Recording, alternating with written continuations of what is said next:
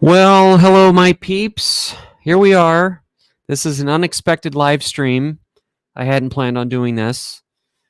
We finally have internet. We finally have power. We still don't have full cell phone service restored yet. Okay, so what in the heck's going on over here? We're dealing with fires again. And this time the fires ripped through the Napa Valley. So we are seeing fires where I don't think we have ever seen fires that have blasted right through the valley, right across the vineyards. We've been through a lot of crap this last week, and you can probably hear it in my voice. We're all exhausted right now. We're all kind of past the fear and the stress, and at this point we are dealing with the exhaustion. So we're kind of like, we're all emotionally drained, and we've got, we're just, that's, this is what we're left with. We're just kind of, we're just wiped out. So I don't even know where to begin here. I guess first things first, can you all hear me okay?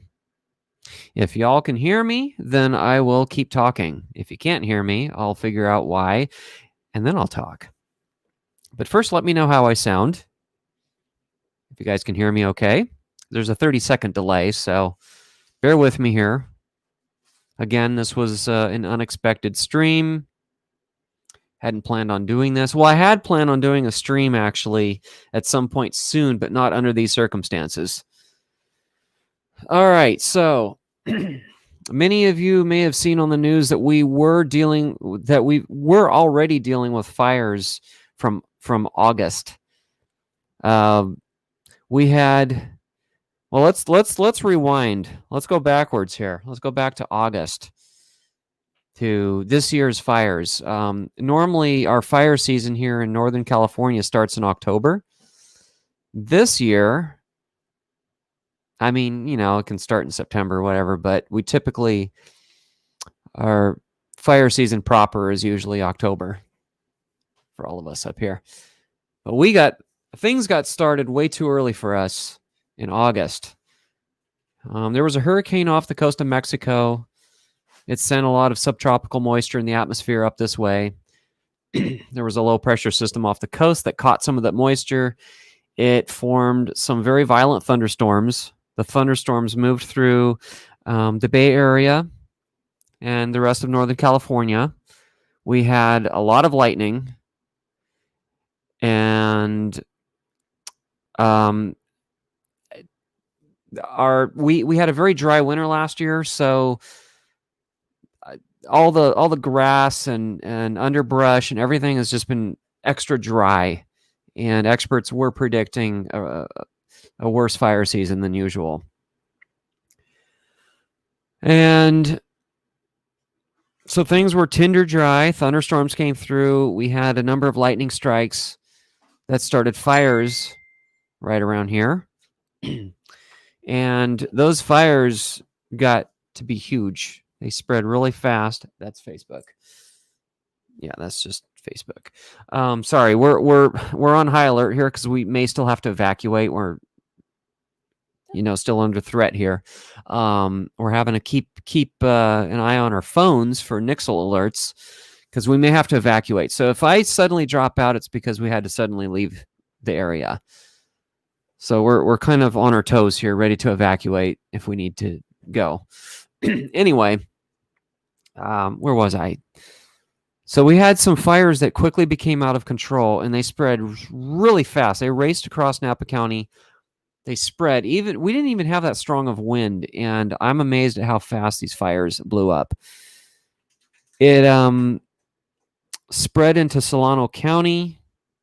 It actually burned the edge of Vacaville, the city of Vacaville, which is to our southeast.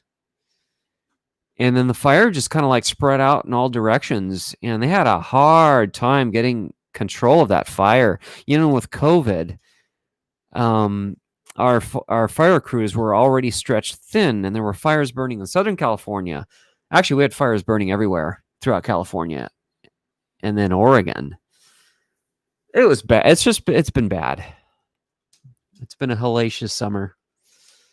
On top of COVID, it's been a disaster. So we were dealing with those fires. Finally, a month later, I don't know, what was it? A month later, month and a half later, all the hot spots finally cooled down to where there was no longer a threat. Things stopped spreading. Took a long, long time for firefighters to get an upper hand on this, in part because of the rugged terrain that we have in Napa County. I don't think a whole lot of homes were lost in that fire. I don't think a whole lot of structures were lost, but in terms of rural wildland, I think they said like 25 or 30% of the land area of Napa County actually burned. It's a lot of land. Okay, so now we fast forward a little bit. So we're finally past these fires. We're like, oh, we can breathe. There's no more. We had really bad smoke too from those last fires. There was a few days where we couldn't even see the sun during the daytime, and it was dark. It was like nighttime. We had to have all the lights on in the house because it was just dark. It's just like the end of the world. It's just creepy. So now we fast forward a little bit. The smoke cleared out. The fires, they got them under control. There were some fires, some separate fire complexes burning still by the time this next round of fires hit. So this is like fire on top of fire on top of fire. So Sunday, yeah, I already talked about that fire. Yeah, so that one. There was one after that, or before that. There was one up there. Same Where? Up by Willis. Oh yeah, but I'm just mainly focusing on this area, what we had to deal with here. But I mean, there've been fires burning all throughout the state, so that's just, So what was my train of thought? Oh, Sunday, sorry, and I haven't had much sleep, so my thoughts are very disjointed. So I apologize for that, guys. So Sunday comes around. I just happened to get up in the middle of the night to go to the bathroom, and I thought, that's not what happened. I can't remember.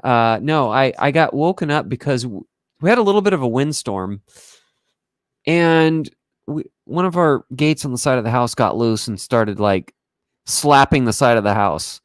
Like our gate was slamming against the house, and it woke me up. So I got up and I'm like, oh, we got to fix that.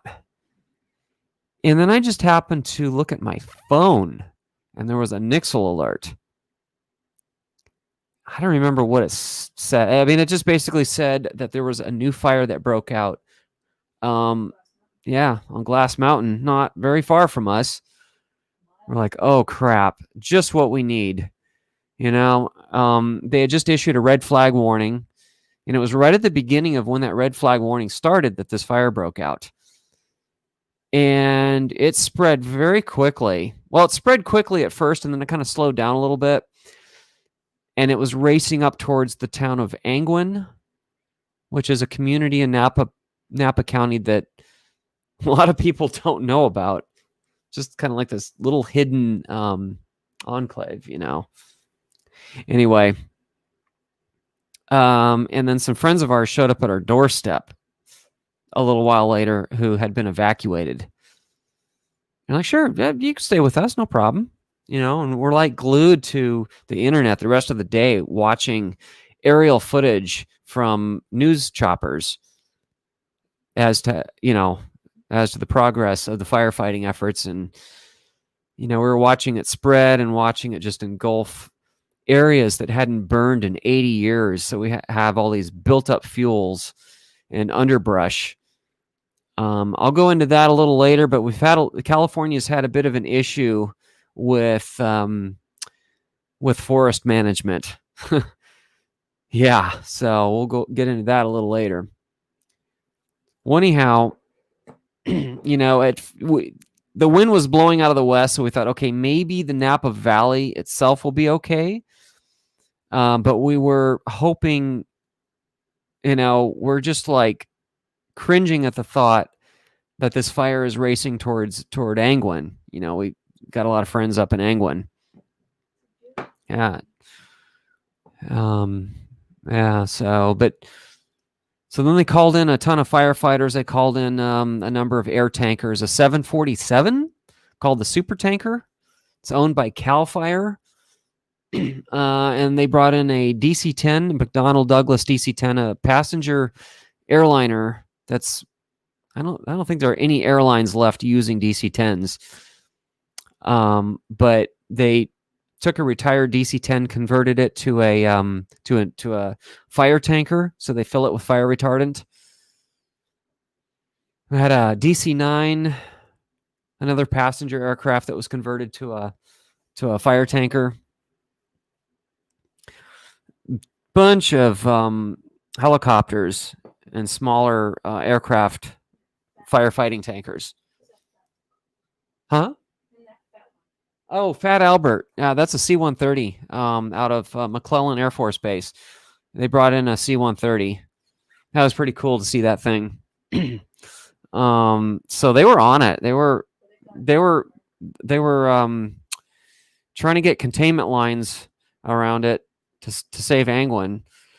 But then the wind direction shifted that night. And then it raced toward the Napa Valley and toward us, like right toward us. This is where, you know, where, I don't think I can cuss on here. Oh yeah, I can actually. This isn't monetized. I can cuss. Okay. This is where shit got real. This is where shit got scary. This was probably the scariest night of my life, to be quite honest. I've been through some pretty scary stuff in life, like seriously. Got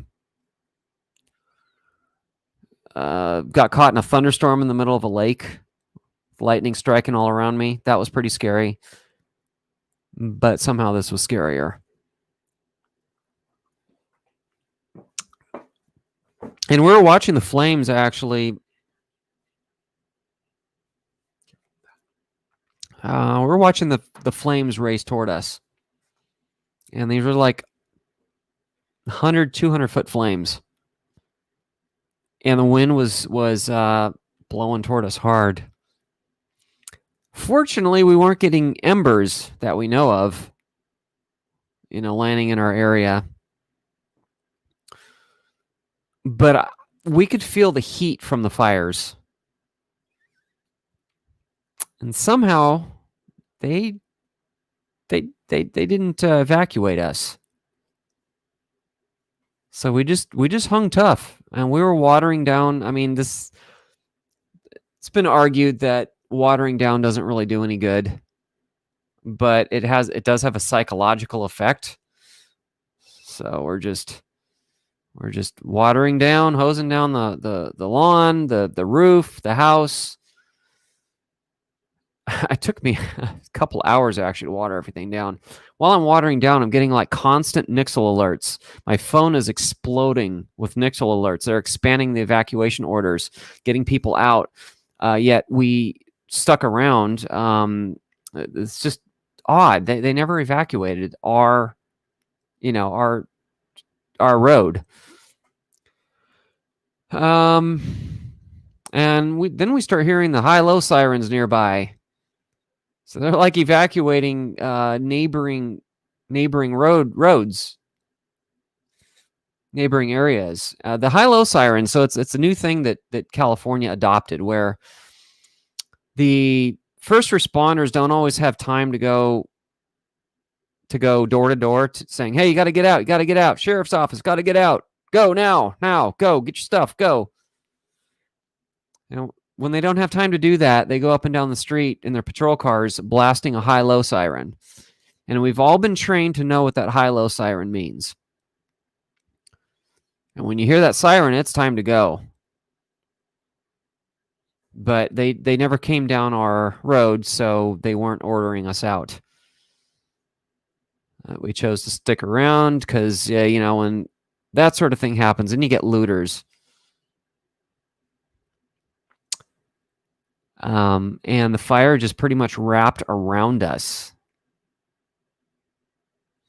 wrapped all the way around us. And now we were seeing flames on 2 sides of us. And then 3 sides of us. But the firefighters were keeping the fires, well, the fire, at least where we were, out of our area. And I trust the experts. I trust the first responders. We were ready to go. We were ready to get out of there when they evacuated us. But I guess they felt that we were just safe enough that they didn't evacuate us. So we were allowed to stay. And we did. It was still scary, but they knew what they were doing, and they keep the fire out. So we didn't sleep that night. And then we watched, okay, this is where things get more apocalyptic. So we got through the most dangerous part. So the 100-foot, 200-foot flames, okay, they died down eventually. And now we were just seeing mostly hot spots in the hills. I mean, we watched the fire just come up and over the mountain range right toward us. And we were watching houses burn. We could see houses burning, trees just going up in flames. I've never seen anything quite that dramatic with my own 2 eyes. You know, I've seen it on TV, on the news, of course, but, you know, to see it with your own eyes is crazy. And we got through the most dangerous part, and we're watching the hot spots. We're just standing in our front yard just watching the hot spots cool down. You know, and we're like, okay, I think we're going to be okay at this point. And the winds died down. The winds finally died down. And we're no longer having chunks of ash falling everywhere. But then we were starting to hear explosions. I shouldn't say all around us, but in like 2 directions, we were hearing explosions. And what we were hearing were people's propane tanks exploding. Probably gas tanks on people's cars. And it was like bombs going off. We were hearing this all night long. Just boom, boom, boom. It was so loud. It shook the house. Just all night long. Yeah. It was surreal. And the sky the whole time was filled with smoke and lit up by the fire. So, you know, this bright orange apocalyptic scene that we were dealing with, and it was hot. It was like 90 degrees all night, and it was the heat from the fires that was heating up the air, our faces. There did finally come a point, though, where we tried to snooze once things died down enough. We were no longer, they stopped evacuating, nearby areas. Everything calmed down. We weren't hearing explosions anymore. And we thought, well, okay, the worst is behind us. Let's try to get a couple hours of sleep because we need to be on our toes the next day in case we need to get out of here. Because we still weren't totally out of the danger zone yet, but enough that the experts didn't think that we needed to evacuate, so we still stuck around. And actually, it's a good thing we did, because we did see suspicious people driving up our road, and there were other reports of looting, so we stuck around. And just kept my gun handy and, turn all the lights on. And, well, actually, no, then the power went out, so it was totally dark. So we also lost power. That was the next part of the fiasco. So the next day, everything's calm. There's, hot spots around us, but they're not threatening us. The next couple of days weren't really threatened much because the wind was died down and such. But we were still dealing with the potential for looters, and we were. Yeah, well, we were without power for a few days. But we lost it the first night. Right. We lost power the night the fire ripped through, through the area. And we were always ready. We had the cars packed up. We were ready to go. We were ready to get the animals out of there. But we never had to. And then the smoke became a big problem. So now we're breathing toxic air. So we have our N95 masks that we're wearing anytime we go outside. Actually, the air got so bad that we had to even wear our masks inside the house. And we had even with an air purifier going, it still wasn't enough to keep up on the dirty air, the smoke getting into the house through little crevices, because houses are not airtight. And we're having to wear our masks inside the house. Like I could turn on a flashlight inside the house and you could see the beam. You could see the beam of light shining through the air. That's how toxic the air was. Well, actually still is. And we're without power. We barely had any phone service. No internet, of course. So we had, it was very difficult to communicate with our friends and family throughout Napa County, well, and elsewhere. I got friends and family throughout the country, and even in other countries. So it was hard to deal with that, being cut off pretty much from the outside world, and not always having reliable Nixle alerts. So we're having to listen for high-low siren as well. But we're taking on a little bit of a risk there. Because we're looking out for our neighbors too. We're kind of like patrolling patrolling the street, the road, making sure our neighbors aren't being looted. So we're just like keeping an eye on everything. And when we were able to text, we were relaying information to neighbors that had left and to the police.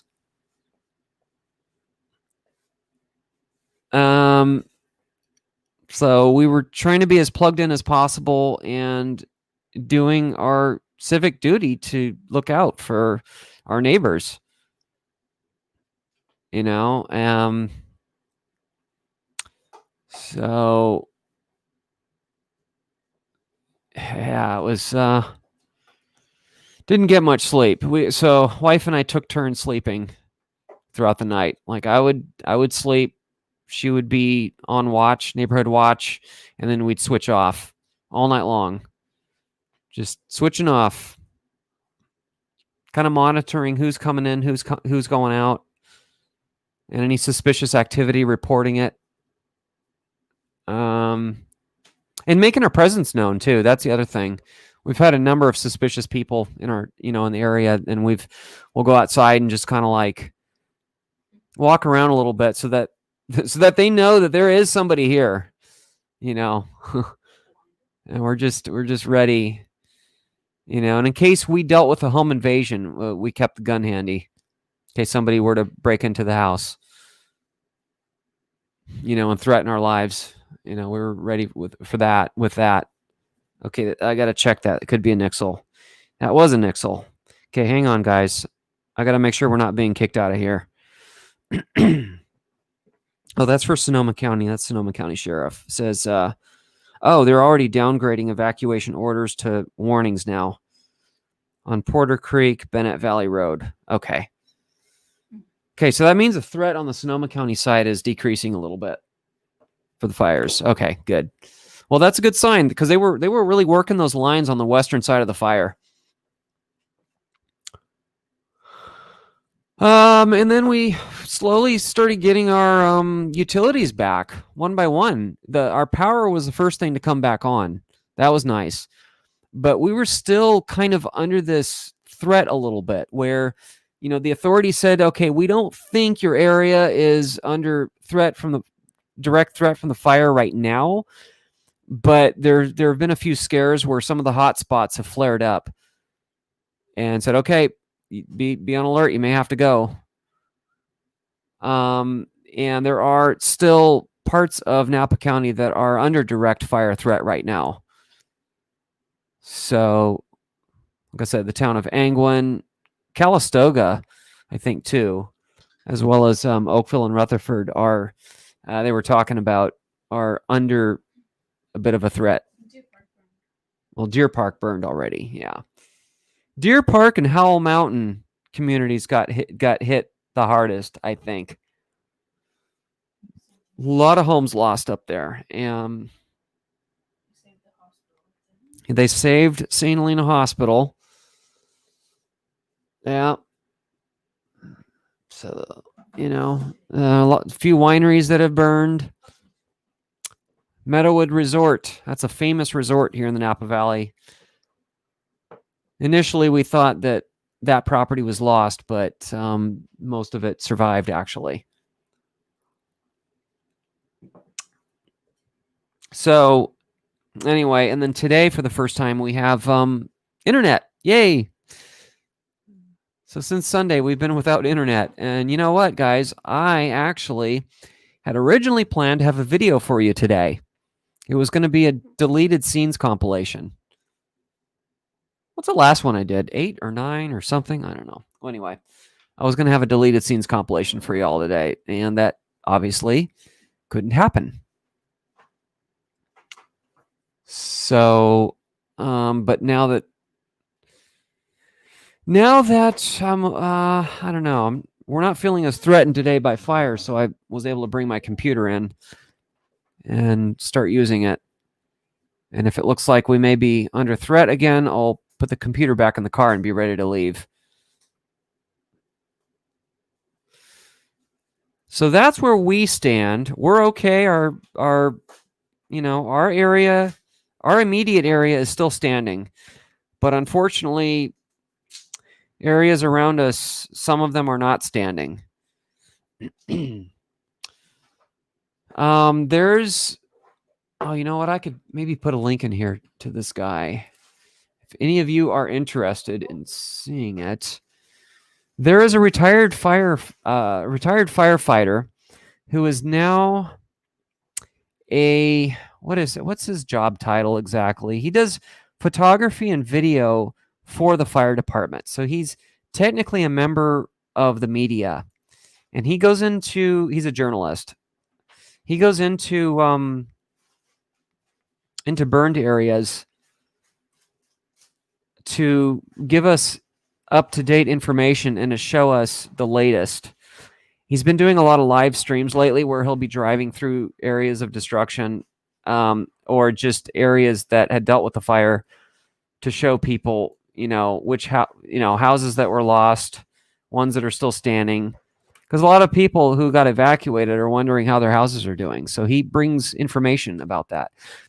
But he's a really good source of information. I'm going to put a link, actually, in the comments here if any of you happen to be interested in seeing what he does. Okay, he brings some pretty gnarly footage. So I'm putting it right here. It's Facebook. So check that out if you are interested and want to see what we're dealing with over here. So, so we're talking about areas that hadn't burned in 80 years. So we have a buildup of underbrush, fuel, tinder, stuff that should be cleared out. And politics is one of the reasons why those fuels have built up for so many decades. And it's put us in such a dangerous position because it doesn't take much. One lightning strike, one cigarette butt, one spark from someone's lawnmower, one drop of hot oil from someone's car is all it can take for something like this to happen. Oh, or a power line, a snapped power line from a utility company. And they don't know what caused this fire. But there's I think now the leading theory is it may have been a farmer's electric fence that started this. That's what they're now talking about. Before they were talking about that it may have been arson. They were talking about arson, and they were talking about, well, maybe it was a hotspot flare up from the previous fire, and that the wind picked up an ember and transported it to where the fire started. But now they're starting to think, the latest I've heard is an electric fence may have started this one. No, not another gender reveal party. Oh man, don't even get me started with that couple. Phew. I know. I'd probably get. No, never mind. I'd I'd be banned for life if I told my true thoughts about those people that started that fire. But like I said, so we've had poor forest management for forever. Well, lately anyway. Most of our forest is national forest. Only a little bit of it is state forest, and all the rest of it is privately owned land. But there just aren't strict enough laws about keeping your grass down on your property. You know, and the environmentalists have pushed legislators to restrict burns, control burns, and the clearing of forests, the clearing of underbrush. You know, I think the Sierra Club, if I remember correctly, is, oh gosh, I used to listen to Dr. Bill Wattenberg. You can look him up. He has talked about the the negligence of our forests. He's been talking about it for years, and how the Sierra Club has, kicks and screams anytime they do a control burn or they clear a vulnerable forest of underbrush so that it doesn't burn, so we don't get these catastrophic fires. And of course they're talking about climate change as being a possible contributor to the problem of our fires being bigger, more frequent, more violent, more pervasive. Because they've gotten worse. Just in the last 3 years, we've noticed they've gotten a lot worse. But also this drought that we're in, it's another contributing factor, which may all be tied to climate change. Although I've heard actually arguments on both sides that, yes, climate change is a contributing factor to these to these fires. And no, climate change has nothing to do with it. That it's other factors. So I don't know. I'll let the experts hash that one out. But it's pretty obvious we are undergoing some, climate change to some degree. But whether it has a part in these fires, can't say that for sure.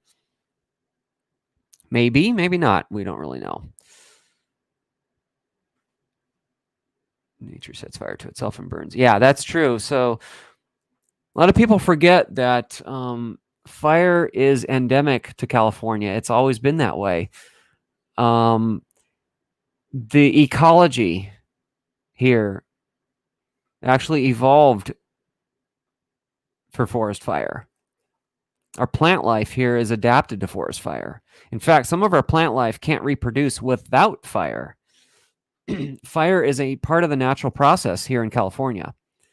Before the settlers came to California, scientists estimate, I think, that between 5 and 10 million acres would burn in a typical year naturally. And so far this year, I think about 3.75 million acres have burned this year. And so, you do all this fire suppression, fire prevention, which obviously you have to do because, you have to protect the urban and suburban areas, or just any place that we inhabit. We have to protect, ourselves from fire. We've it's called the urban what is it called? The urban wildland interface, where human meets nature, where our dwellings meet nature. So, it just comes at the consequence of fire suppression is that then you have a fuel buildup, and when a fire does come through, it burns hotter and more aggressively. So, I don't know. The solution to all this, is not simple. I mean, clearing of brush is one obvious part of the solution.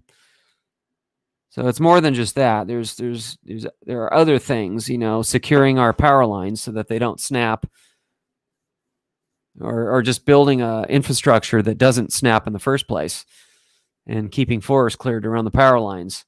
Because power lines have started a hell of a lot of fires around here. Cigarette butts, increasing fines, penalties for flicking cigarette butts out the window. I don't know. I mean, there's just a lot of different things we can explore. Well, yeah, and that goes along with forest management and fuels, keeping fuels down. So if you own land, if everybody had a defensible space around their properties, we'd have a whole lot less of this. So when a fire did come through, so let's say that the forest managers allowed fires to come through, or we kept the fuels as clear as we can. They used to do, control burns. Then when fires do come through, they don't burn as hot, and they burn out much more quickly, and they just burn off basically just the fuels that are on the ground. And so, and you have a defensible space around your house, on your property, and your house will probably be okay. Sorry, my voice, I'm very hoarse because I've been breathing the smoke forever. So I don't have COVID, don't worry. As far as I know.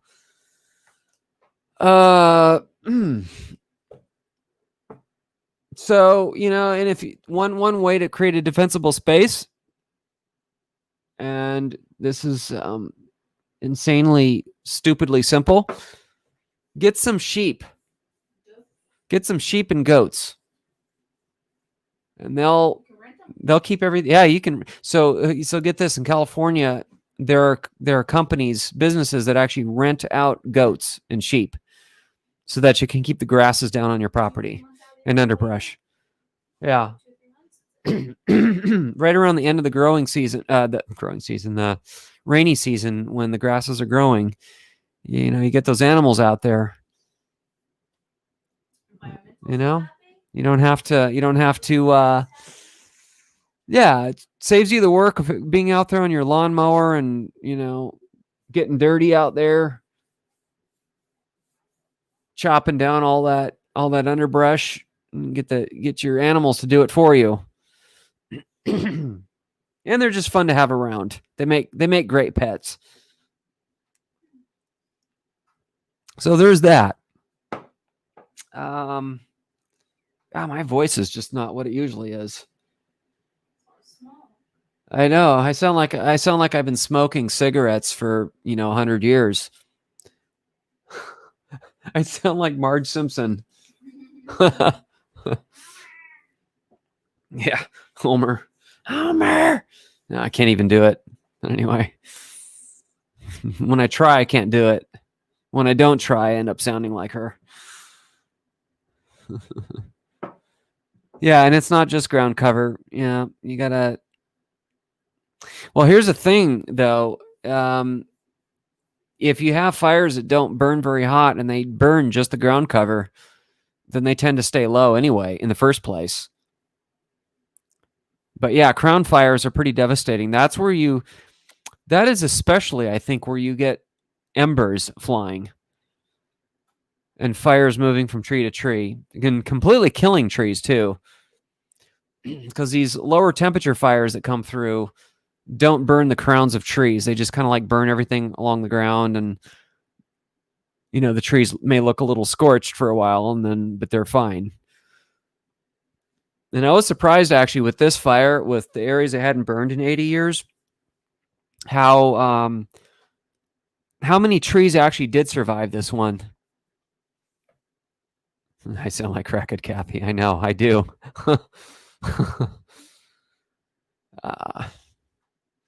But some of our other fires in the past have been much hotter ones that, you've got complete forests decimated. Just depends on what's burning around them. What kind of wind you're dealing with. I think when we've had really heavy winds, it just kind of whisks the fire along quickly to where maybe they don't engulf trees as much. But if they burn through slower, they might have a chance for the flames to get pretty high. I don't know. It just depends, again, because you can have both types of fires with or without wind. So I don't know. I'm not going to pretend like I'm an expert here, because I'm not. So yeah, so today the smoke. This is the worst smoke I've ever seen.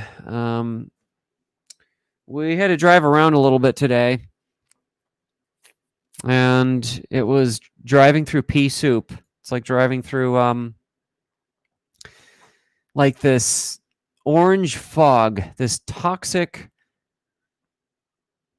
I don't know, just this creepy, this creepy, hazy. You can't see very far. The air is so bad. Well, you'll see it in video number 324, I think it is, 324. I'll include a clip just to show you how bad the smoke was today. Bad. Worst air quality I've ever seen with my own eyes. It's been orange in here? Yeah. Yes, it has. Yeah. So I'm trying to think if there's anything else to add. Seems like I've covered most of it. We still haven't gotten all our phone service back, but it's okay. It's progress. We're getting there. I mean, I can't complain. People lost their homes, so I'm certainly not in any position to complain about not having phone service or lack of sleep, power, internet. I'm willing to deal with all that. Yeah, I'm willing to deal with the minor stuff. So it's really sad seeing all those homes lost. If you go to Matthew Henderson's Facebook page, he does a great service to the community by showing us, being the eyes and ears, for us, being where we can't be to see what's going on. Sometimes he'll get right in it. He'll get right up in the flames. Yes, our cars are good. Well, they're covered in ash. And that's the other thing. We were finding leaves. Like, I'm not talking partial leaves. I'm talking entire leaves that had burned and blistered from the heat that actually got carried up into the air and transported a few miles and then deposited into our yard. Well, our yards, I should say. And there's ash on everything. There's black charcoal-like material, as well as white and gray ash on everything. But hey, nothing compared to what people went through with Mount St. Helens when that erupted. Imagine all the ash from that. I think that was like feet thick that they were dealing with. They were dealing with ash that was measured in feet. And we're dealing with ash, layers of ash measured in millimeters. So, yeah, we do. We need more prescribed burns. I agree with you. That's completely agree. We need that's a very efficient way to clear out underbrush. Very much so. Yeah. Yeah, I know, Tim. I apologize for sending our smoke and ash to you. I'm sure you'll forgive us, though. We don't like it either. It's pretty bad. In fact, your air quality may be just about as bad as ours. Oh yeah, so a lot of the wineries lost their grapes because of the smoke, or because of the ash. The ash deposits on the grapes, and at night, if the humidity gets high enough, you get condensation on the grapes, and then it mixes with the ash to form this slurry material that's very caustic, and it ruins the grapes. So, and it came right during harvest. So it's impacting the wine industry quite a bit too up here. Because as you know, Napa Valley is the premier wine growing region of the. Here I am advertising, advertising the Napa Valley. But just don't come to the Napa Valley right now. Just wait a little while. Kind of wait for the smoke to clear and wait for us to pick up the pieces before you guys, before anybody comes up here to taste wine and do the whole Napa Valley experience thing. Because that's my logo right there. You can see the wine glass with the wine in it, with the grapes behind it. 2020 version is going to be a hot cellar. A hot cellar, right. Bad joke. Well, guess what I'm drinking right now? I'm drinking a glass of wine. Tell 'em what you're drinking. Although I don't really need anything to calm my nerves anymore because my nerves have been shot. Nice bottle. Ramsey North Coast Cabernet Sauvignon, 2017. 2017. It's been aged about the right number of years. Huh? $160. Oh, yeah, it's not. Yeah, it's. Oh yes, beer. Yeah, we got a friend coming over a little later to bring beer. So we'll probably have a little beer party if we're not evacuated yet. No, but we can't. We got to keep the alcohol to a minimum in case we do have to drive. So we're being very careful with that. We're not drinking much.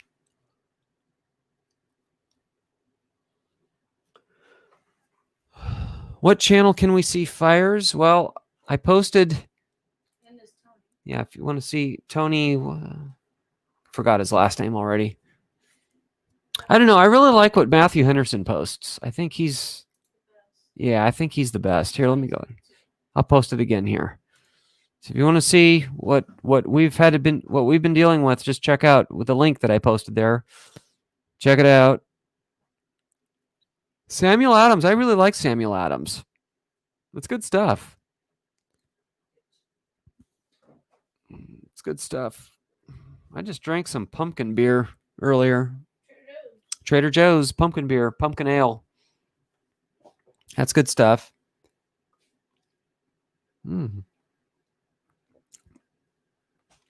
Nice. Interesting. Any questions, you guys, before I go? I'm gonna work on that video that I had planned on getting out today. Since I'm just sitting here, there's really, I mean, I do have other things I could be doing, but I do want to work on that video. We haven't been evacuated yet. Our friend hasn't come over, so I've got time to work on it. And I want to get some more entertainment out to you guys. So let me know. Post any questions you have in the sidebar chat. I'll answer them. And yeah, 30-second delay. So it'll take me a second to see your questions if you have any. Thank you. Where did it go? Jennifer? We could use all the prayers you've got.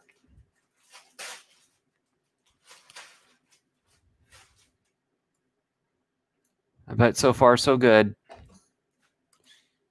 Thanks, Tim.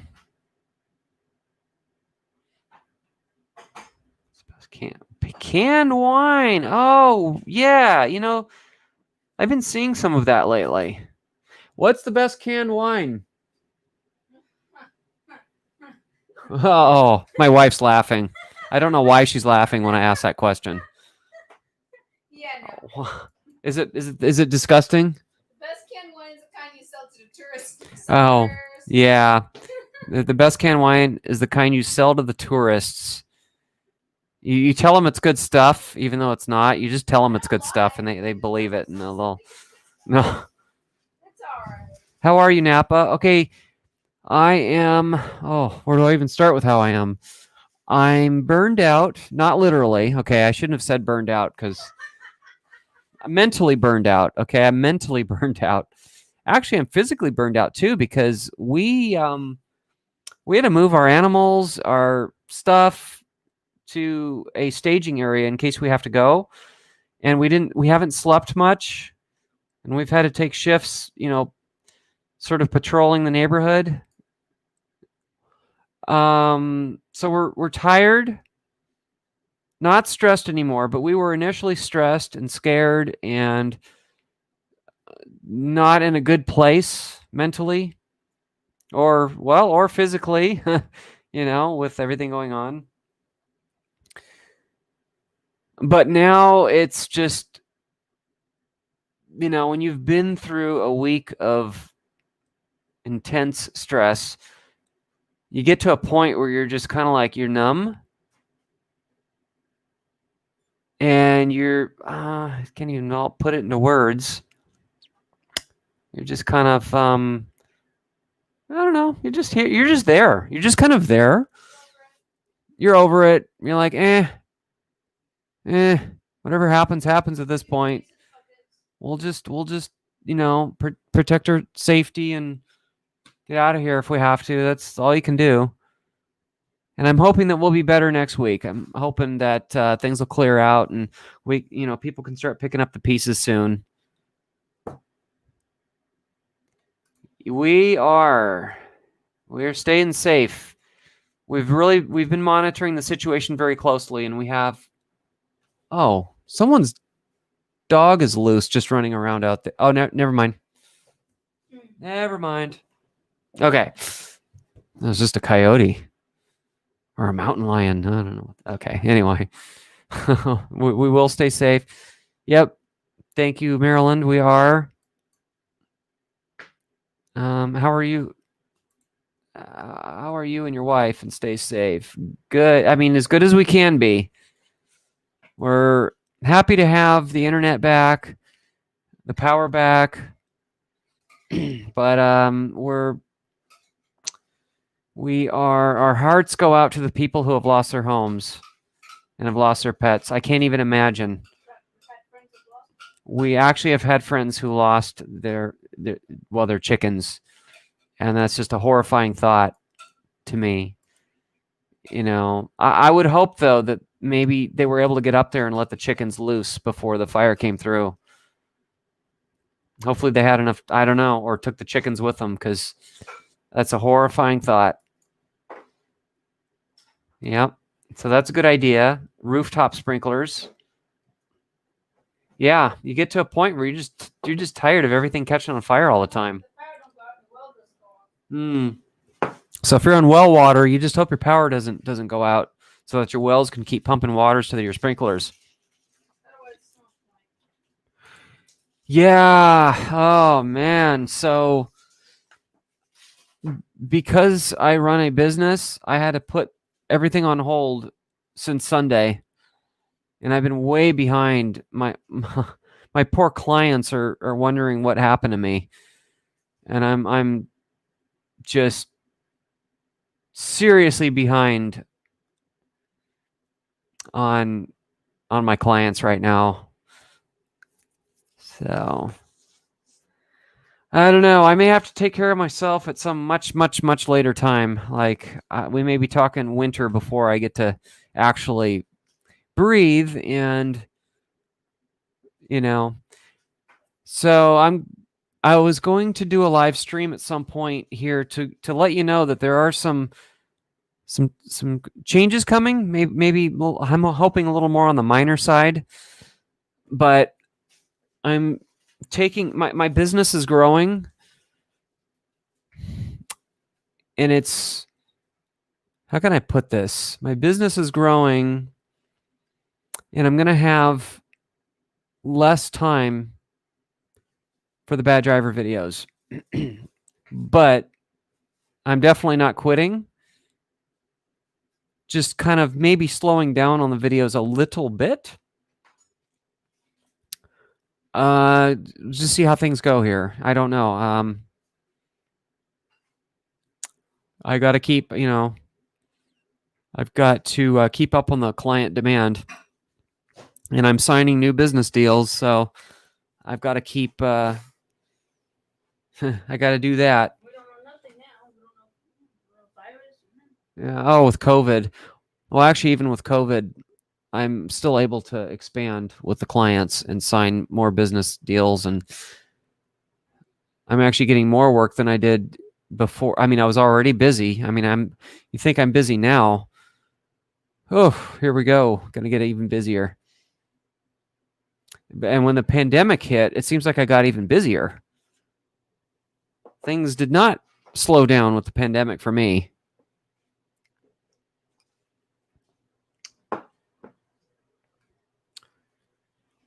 So there's that.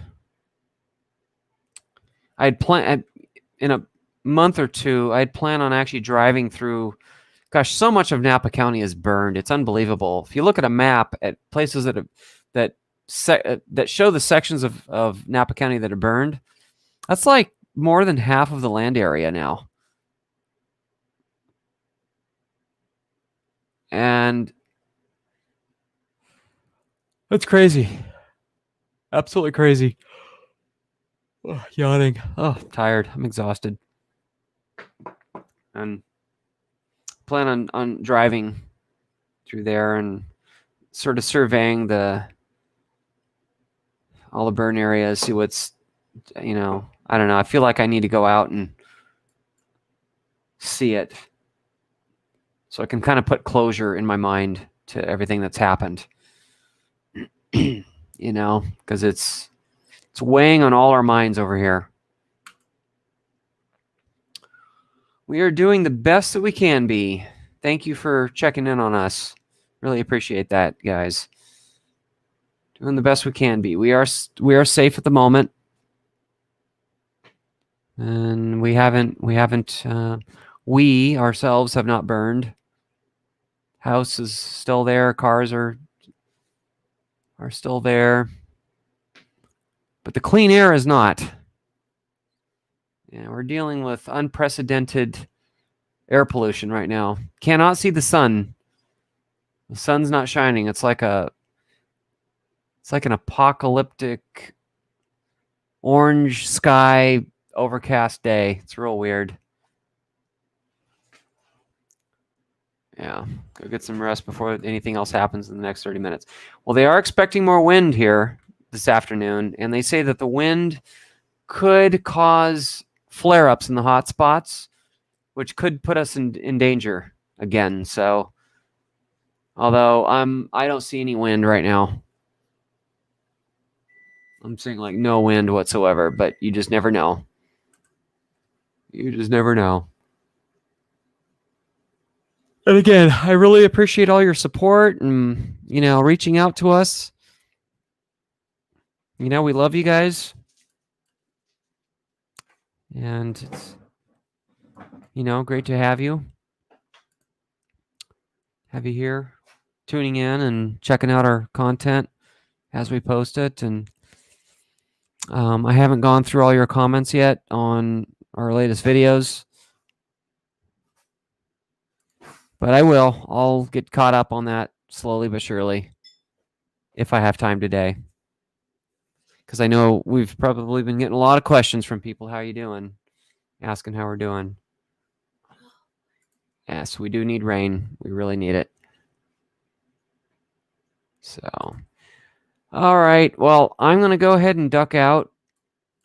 I've been on the phone a lot. When I have been able to call out, I've been on the phone, and all this talking has made me sleepy. I'm sure the wine doesn't help either, but I have to stay alert. Okay.